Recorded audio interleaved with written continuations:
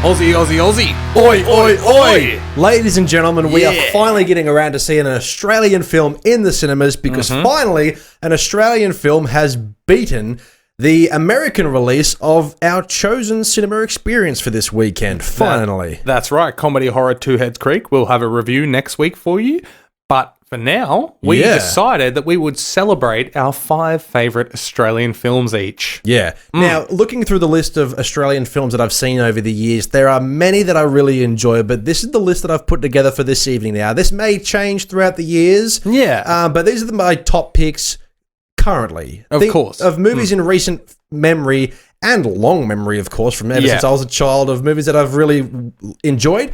Some of these I've only watched a handful of times. Others I've watched a million times over. But let's get in. Mitchell, I'm going to let you take first reign on your first pick. You would like me to take it away? Take it All away. Right. Now, my list, I will foreshadow and just say that it involves a couple more horrors than the normal classic Australian films. Yep. But now I'm going to kick things off with a little bit of a cheating one because it was a co-production. It was budgeted from America, but filmed here, written by the Spiegg brothers. Okay. Yeah. Do you know who they are? Nope. Okay. Well, they're the Spiegg brothers. They're The Australian. Spiegg brothers. Yes. Now, this one is Daybreakers from 2009. Oh, yes. okay, yeah. That's right. Ethan Hawke, Willem Dafoe. Yeah. Yes. It is Sam Neill as well. Yep. Yes. So far it's Australian with Sam Neill. The rest of the cast are all Americans. No, that's right. But stop it. No, it's an Australian film. Come on. What? It was filmed here? Come on. Oh, shut up. Anyway, so Daybreakers, if you haven't seen it, 2009, it's just a very clever story about vampires after they've overtaken the world, basically, and they now run society. There's still some humans left, but they're on the run. And basically, it's about a vampire corporation trying to come up with a blood substitute so that because they're running out of humans. And if the vampires don't get enough blood, they turn into these crazy big creature bat exactly that things. just kill anything vampire or human alike. So it just follows Ethan Hawke as a vampire scientist helping these humans trying to develop an actual substitute, True blood, or a cure. A cure. That's the key for it all. Okay. But anyway, Daybreakers, it came and went at the box office, $20 million budget, only made 50 odd back. Right. So it wasn't that successful at all, but I felt I had to include it considering we're in 2019 and this movie is set in 2019. Oh, is it? Yes, so it's exactly. like the Blade Runner of the Australian films where we're finally in the future. That's right. We're currently in the vampire plague right now. So anybody could be a vampire. But the Spiegg brothers, they're very talented Australian filmmakers, and Ethan Hawke, Willem Dafoe, Sam Neill. I mean, come on. Yeah, it's a recipe for a good health. Exactly, that's right. This is the most Americanized on my list, but as a technically Australian film, I had to include it. Beautiful. Well, speaking of horror films, I do have essentially 2 horror films. One's definitely horror, the other one's a bit more thrillery style, but first on my list is a film that I've only seen once, but it's stuck with me ever since, and I've been meaning to watch it again simply because of how great and impactful it was. Yeah. You could probably almost guess, but I'm going to check by the look of that you give me. Babadook. Oh, yeah, the Babadook. The Babadook. Yes, it was this close to going on my list, but I wanted to go a little bit, Yeah, right. okay. Yes, so as I said, I've only seen this movie once, but I really, really enjoyed it. Yes. So I may butcher a bit of the description, but going off on online descriptions, this film called The Babadook, it came out in 2014. Yes, it's been around for a while. Yeah, a single mother and her child fall into a deep well of paranoia when an eerie children's book titled Mr. Babadook manifests in their home. So a mother sort of begins to lose grip on reality while she's trying to raise her son who keeps seeing the Babadook who interferes in their life. And some of the cinematography in this, whether it makes you not sure whether you're actually seeing the creature or whether it's just a manifestation of your imagination. Yeah. And that's where the paranoia comes into it. So I feel the actors. So I'm going to write, the writer and director, Jennifer Kent. Yeah. I'm not familiar with anything else she's done. I'm going to have a look at that now. But looking at the actors, we've got Essie Davis playing the mother named Amelia, Noah Wiseman, who plays Samuel, her son. The cast list isn't made up of people most people would be familiar with. Well, it's an Australian production. Yeah, that's correct. But I believe the Babadook itself, fair enough being a localized and Australian film, I do believe it was fairly popular around the world in terms of a worldwide horror release. Yeah. Definitely one of the finer Australian films and finer horror films over the last decade. Yeah, absolutely. 100%. No, like I said, almost made my list. Yeah. Now, my next one, I guarantee very few people would have heard of. But just back on that. Oh, okay. What's her name? Hold on. Jennifer Kent. Jennifer Kent. She wrote and directed a movie called Monster in 2005. Have you heard of that? I believe so. Yeah. Cool. Yeah. Monster's a great film. Anyway, let you carry on. Fantastic. Awesome.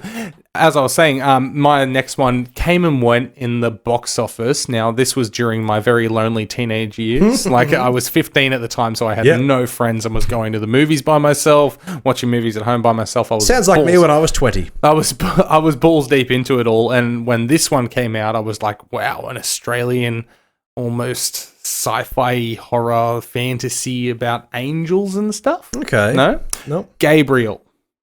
Okay. Exactly. I don't think anyone remembers this movie, but because it came and went so quickly, had a localized couple of weeks in the theaters and then disappeared forever. Yeah, right. Gabriel. It tells the story of an archangel who fights to bring light back to purgatory, a place where darkness rules, and save the souls of the city's inhabitants. It sounds really interesting. Exactly. And it was made on a very low budget, but filmed by Shayna Bess was the director, and it was filmed in a way where it kind of masked the fact that it was low budget, a bit of green screen and stuff, but done in a very dark tone where it looked big budget, if that makes sense. Yeah. But Gabriel, I think you would only be able to find it on like a DVD copy now. Like, I don't think it's on any streaming services or available to digitally rent.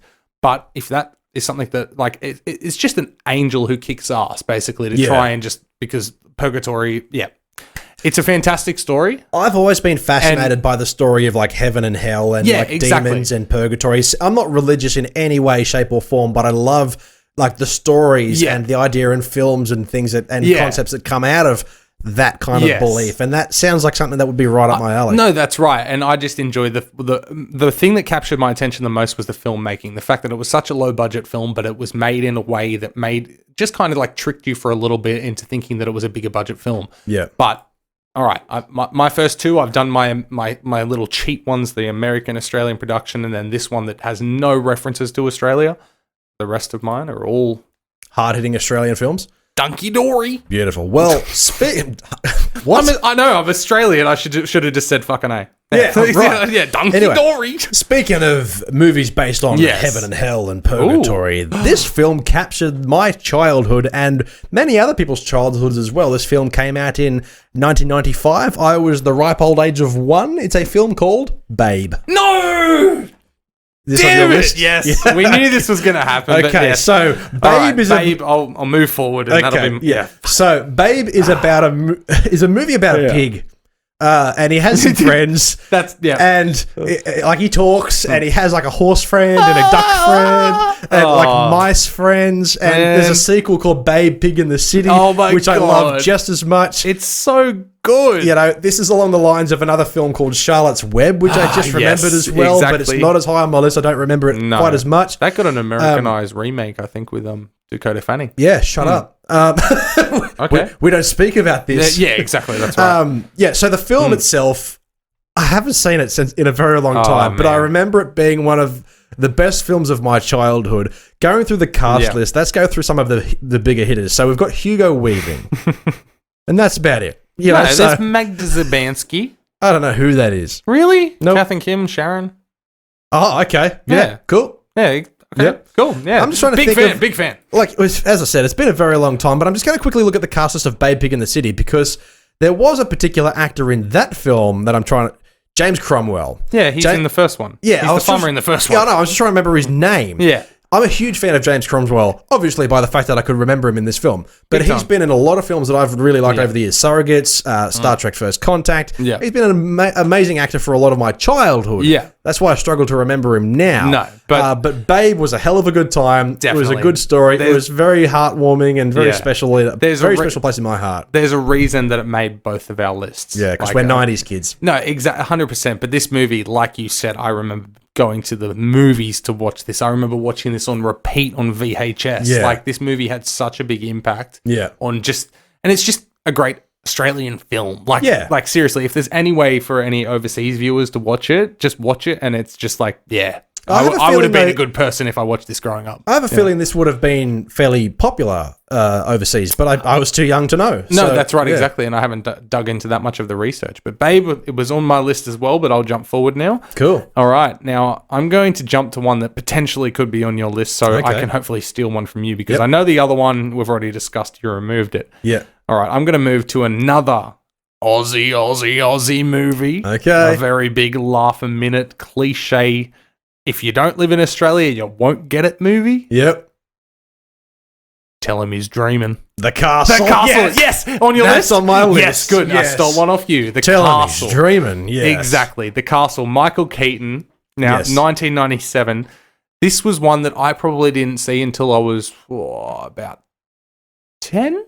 Yeah, I was a bit older 8 when I or saw 9, it as well. you know, so I probably saw it when it first came onto free-to-air TV, maybe like 3 years after cinema, and man, it is just the quintessential Aussie regular dude just fighting against the man. Yeah. That's all it is. Like, the concept is just so simple that a big corporation just tries to buy his house because it's the last fucking house on like a runway, or they want to. There's an airport right next door. There's an airport like right there, of course, and I think they want to knock it down to build like apartments or something like that. And it's just him fighting against the man. There's a particular scene in that where like the people, like the businessmen visit his house, and they're trying to see why this guy still wants to live here. And Michael Keaton's character is showing them, well, yeah, we've got the airstrip right behind us, and you can see the planes where normal people would find that irritating. He's beautiful machines they are. Exactly. He loves it. No, he that's loves right. living next to the airport. And the fact that his house has a slight tilt, and there's that scene where he's playing pool with his son, and he shoots the ball, and it goes all the way around, and then into the pocket, and he's like,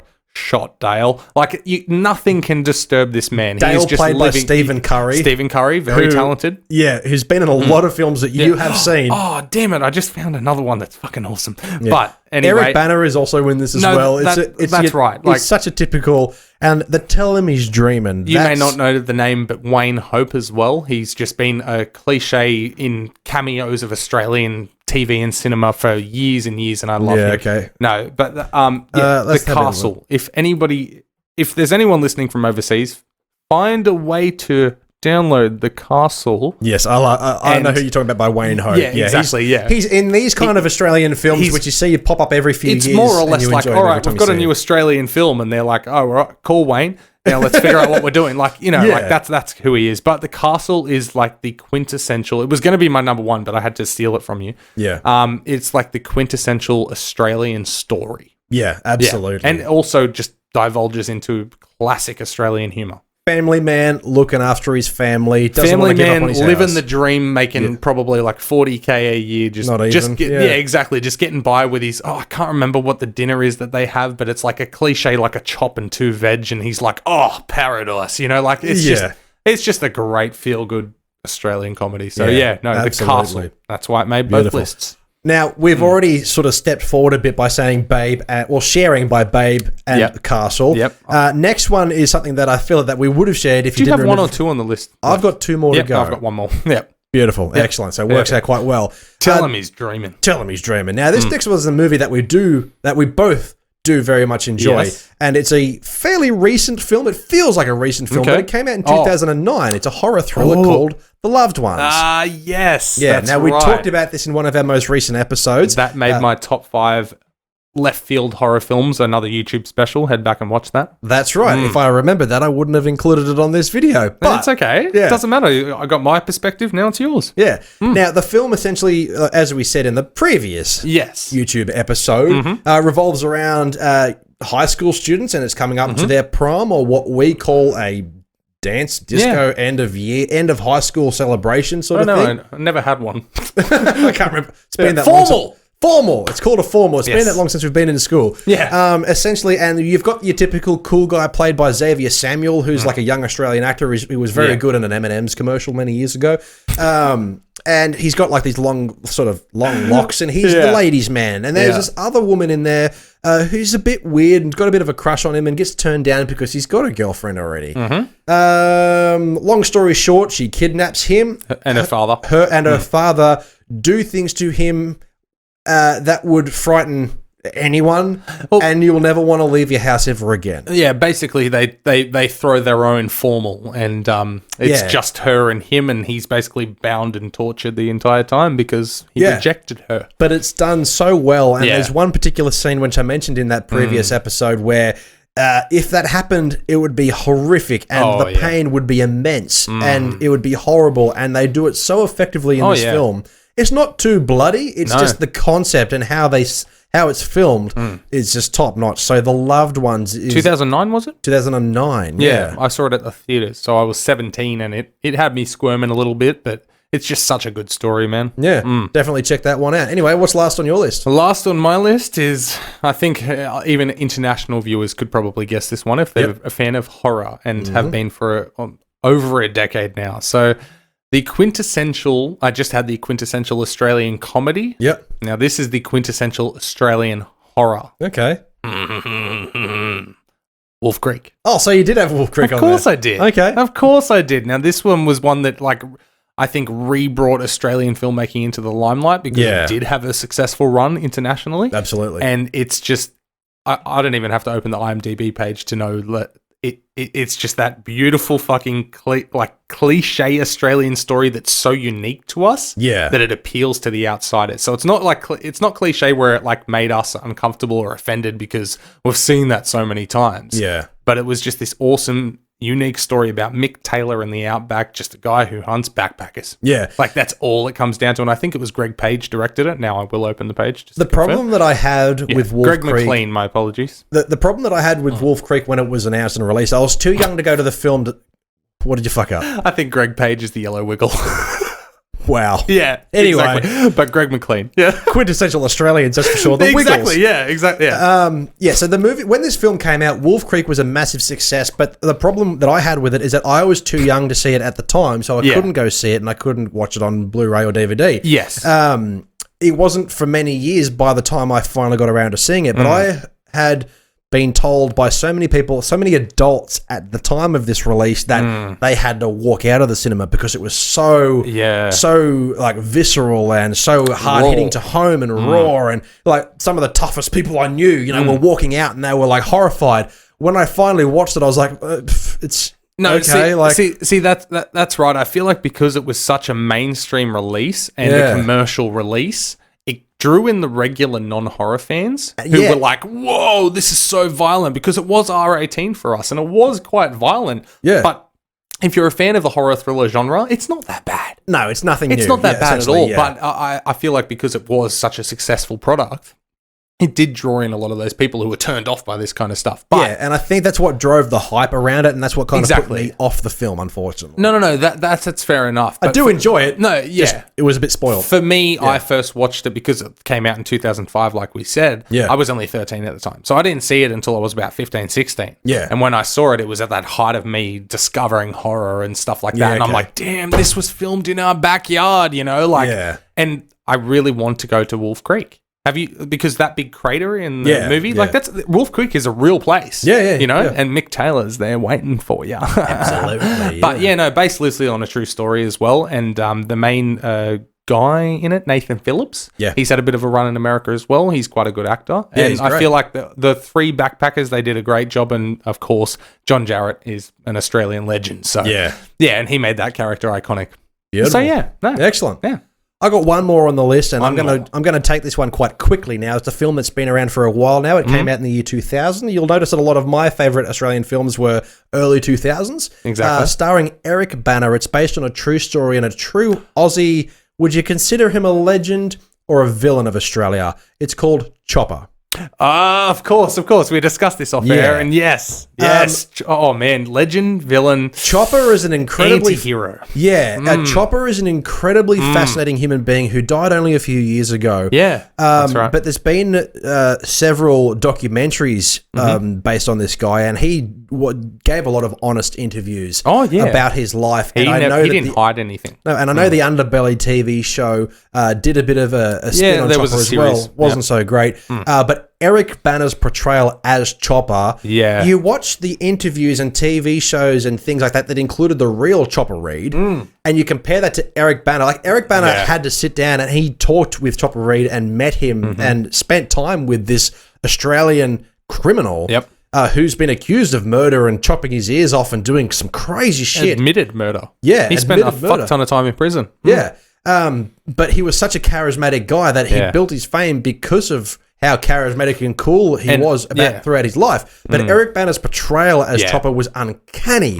It was so believable and done so well. And the film stars so many other great Australian actors. But for a biography crime drama film, this is one of my top picks. And I just, as I said, I find this character and I find Chopper Read, the man himself, 100%, incredibly fascinating. Of course, he's done a lot of bad in his life. Well, he did a lot of bad in his life, but you just can't help but be fascinated by the story. Because his story is just insane. But like you said, yes, I completely agree. Eric Bana as Chopper, I think that was one of his first big steps towards where he ended up being a Hollywood name. Because you look back at 2000, it was only 3 years later that he was the Hulk, like a big Hollywood movie. So I feel like this one definitely put him on the map. Yeah, and I haven't really seen a lot of Eric Bana movies recently. He was in one of the most recent sort of Star Trek reboot. But you hardly recognize him. But as an actor, he does usually play fairly generic characters. But this, he really got to sink his teeth into being able to transform himself into somebody else, something else.